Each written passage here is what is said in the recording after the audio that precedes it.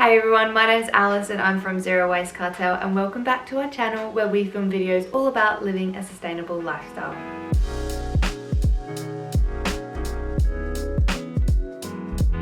Today's video is another DIY one, and I know everybody, including myself, who loves a good DIY. Something that absolutely blew my mind was how easy it was to make your own beeswax wraps. They're great for the kids at school, to go to lunch, if you're going to picnics, to take snacks, to keep food fresh in the fridge, food fresh in the cupboard. This one is a bit old. As you can see, I've used it a fair bit, but it still works like it's brand new.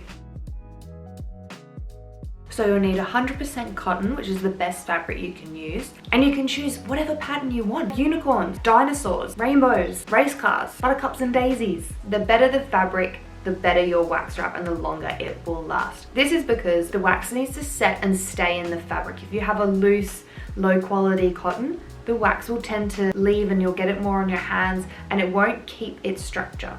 When you're cutting your fabric, I like to use these zigzag scissors, and this basically stops any fraying when you do cut your material.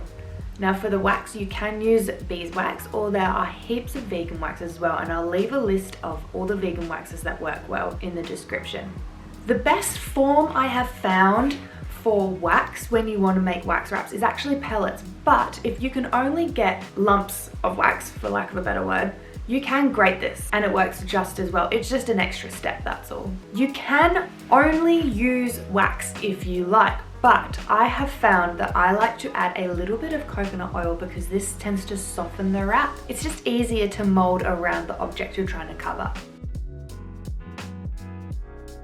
So all you need to do is preheat your oven to 355 degrees Fahrenheit. Cut your wrap into the shape that you want. The wrap has to stay flat. So the size of your baking tray can play a part in how big your wrap can be. So I use 20 grams of wax pellets and then 2 grams of coconut oil. These measurements are for a wrap that's about 30 centimeters by 20 centimeters. Roughly this rectangular size.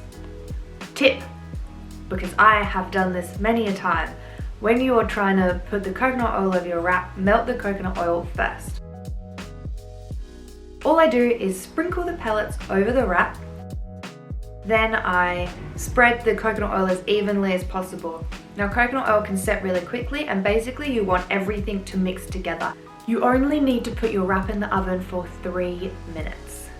Basically you're wanting the wax to melt and you want it to soak into your whole wrap. So after 3 minutes, flip your wrap, move it around, so you might need to move the tray around so the wax is covering the whole wrap.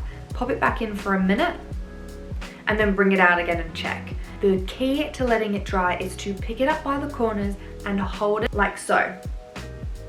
So basically you want any excess wax to drip off. It dries really, really quickly. If you do fan it slightly like this, which is when it will cool quicker and you'll be firmer quicker, the wax will splash. So wear an apron, or you can just hang it to dry and be patient. But be sure that you don't want to use them straight away, you want them to dry thoroughly. When it comes to using your wax wrap, it's key to have warm hands. So molding around your jar, whatever you're molding it around, if you use the warmth of your hands and you just hold for a little while and fold it, you'll notice it will keep its shape. If you have a ratty-ish looking wax wrap like mine, all you need to do is pop it back in the oven. The wax will remelt and it will distribute evenly, and it will help increase the wrap's life. See how I've got all of these marks where it's been worn? It's basically filling in where the wax is worn away there. When it comes to washing your wraps, all you need is lukewarm, never hot water. Use a vegetable-based soap and you wipe off the wrap. Basically never submerge your wrap and try and keep it as dry as possible.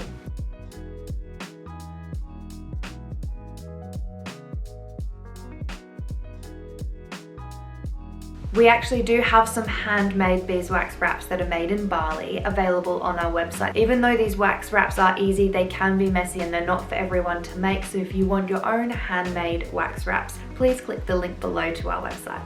Again, thank you so much for watching. I hope this helped. If you have any other tips regarding making your own wax wraps, please leave a comment below, and remember to like and subscribe so you keep up to date with any more videos on how to live a sustainable lifestyle.